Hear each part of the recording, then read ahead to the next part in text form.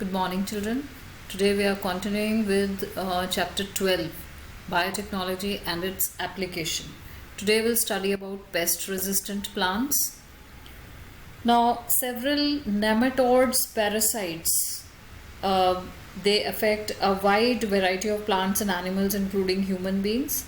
A nematode, Melidogyne incognita, it infects the roots of tobacco plant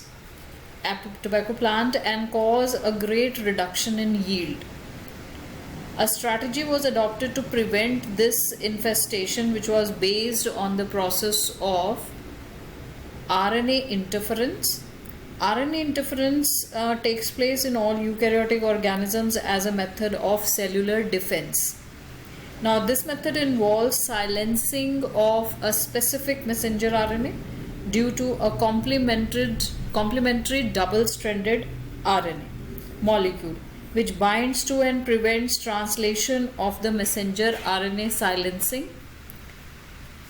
The source of this complementary RNA could be from an infection of viruses having RNA genomes or mobile genetic elements, transposons.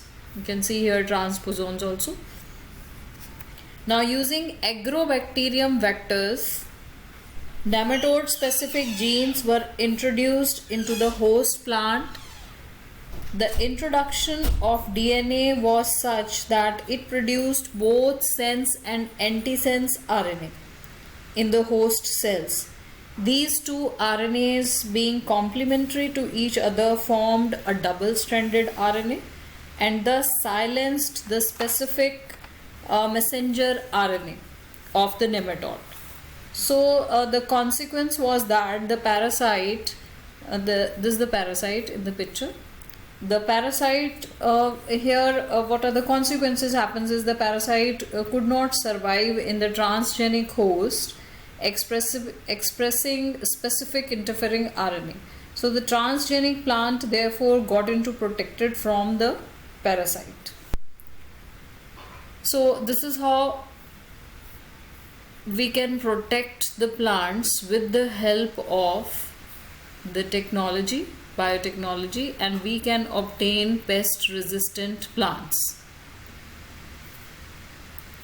Now the next topic is biotechnological applications in medicine. The recombinant DNA technology processes, they have made a very much impact in the area of healthcare by enabling mass production of safe and more effective therapeutic drugs. Now, the recombinant therapeutics, they do not induce unwanted immunological responses, as is common in the case of similar products isolated from non-human sources. At present, about 30 recombinant therapeutics have been approved for human use the world over. In India, 12 of these are presently being marketed. So, genetically engineered insulin is one such product. Now, management of adult diabetes is possible by taking insulin at regular times. Now, what would a diabetic patient do if enough human insulin was not available?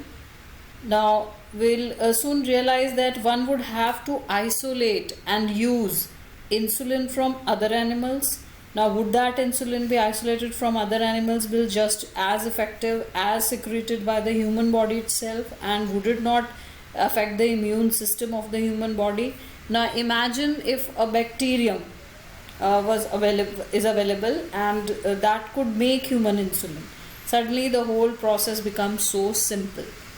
So we can easily grow a large quantity of bacterium and make as much insulin as we need. Now think whether the insulin can be orally administered or to diabetic people or not. Can it be? Yes, it can be. So insulin that is used for diabetes was earlier extracted from pancreas of slaughtered cattle, pigs, etc. So insulin from an animal source cause patients to develop allergy or some other type of reactions to the foreign protein. So insulin consists of two short polypeptide chains, chain A and chain B, as you can see here in the picture, chain A and chain B. that are linked together by disulfide bridges. Now, in mammals, including humans, insulin is synthesized as a prohormone.